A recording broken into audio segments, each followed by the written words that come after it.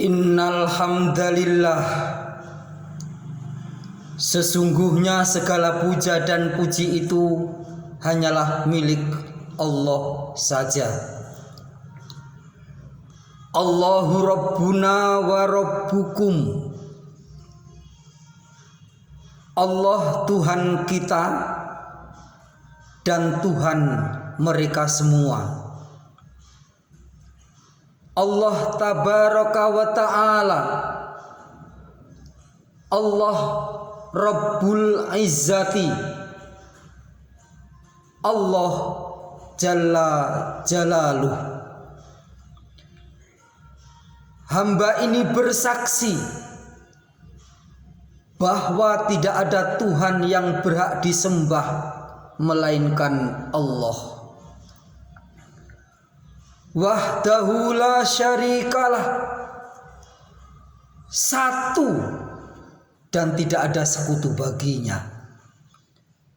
Lahul mulk walahul hamdu yuhyi wa yumitu wa huwa ala kulli syai'in qadir.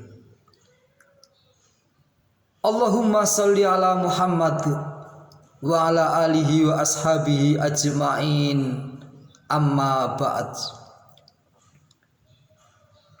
Faya ayyuhal hadirun, ittaqullaha haqqa tuqatih wa la tamutunna illa wa antum muslimun.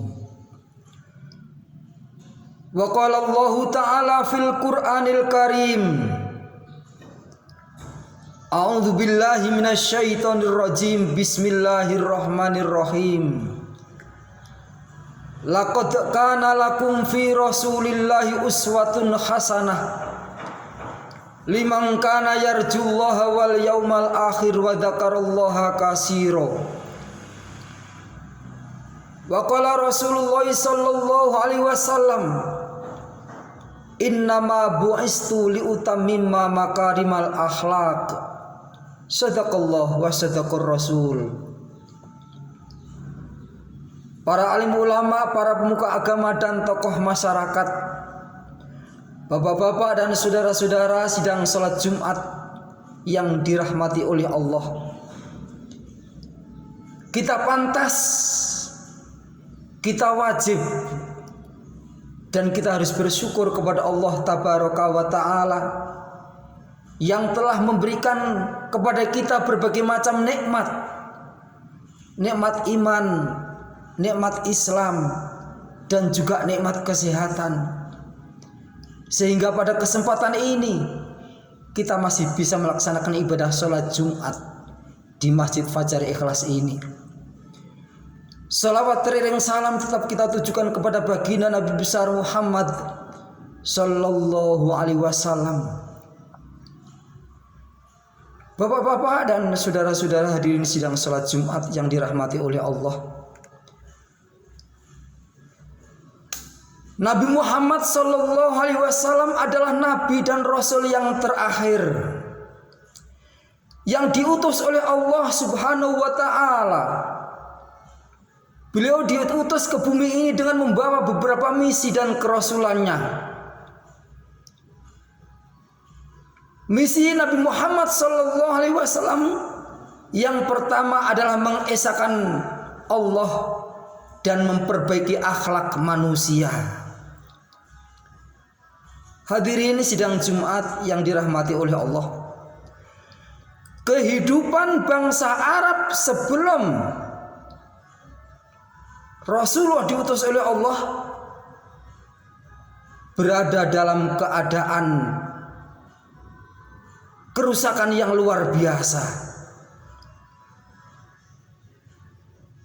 Maka zaman itu disebut zaman jahiliyah, baik jahiliyah di bidang akidah maupun jahiliyah di bidang akhlak. Di bidang akidah mereka menyekutukan Allah, berbuat maksiat dan percaya kepada khurafat. Mereka membuat patung atau berhala kemudian disembah. Yang kaya bikin patung, kemudian disembah. Yang agak miskin bikin patung dari besi, kemudian disembah. Bahkan yang miskin sekali bikin patung dari terigu, kemudian disembah. Allah berfirman, Qul huwallahu ahad, Allahus samad, lam yalid wa lam yulad wa lam yakul lahu kufuwan ahad. Katakanlah bahwa Allah itu esa. Allah tempat kita meminta. Allah tidak beranak dan juga tidak diperanakan. Tiada satupun yang menyerupai Allah Subhanahu wa ta'ala. Kemudian di bidang akhlak, di zaman jahiliyah mereka suka minum-minuman keras. Mereka suka berjudi. Bahkan mereka suka melakukan banat. Banat adalah membunuh bayi yang baru lahir, khususnya bayi perempuan. Ma'asyiral muslimina rahimakumullah, Nabi Muhammad sallallahu alaihi wasallam diutus oleh Allah Subhanahu wa taala untuk memperbaiki akhlak manusia. Itu misi yang pertama. Misi yang kedua yaitu menyampaikan kabar gembira dan memberi peringatan kepada manusia agar kembali ke jalan yang benar. Bapak-bapak dan saudara-saudaraku sekalian, bagi umat Islam yang beriman dan bertakwa kepada Allah Subhanahu wa taala, serta orang yang mau beramal soleh, akan mendapatkan pahala dan nanti ditempatkan di jannahnya, di surganya Allah Subhanahu wa taala selama-lamanya. Kemudian bagi orang kafir dan orang Islam yang tidak mau sholat, mereka berdosa dan disiksa ke dalam api neraka. Tapi insya Allah kita masih diberikan kesempatan bertobat sebelum ajal menjemput kita. Kalau sebelum ajal menjemput kita sudah diberi kesempatan bertobat, maka insya Allah dosa kita diampuni oleh Allah Subhanahu wa ta'ala.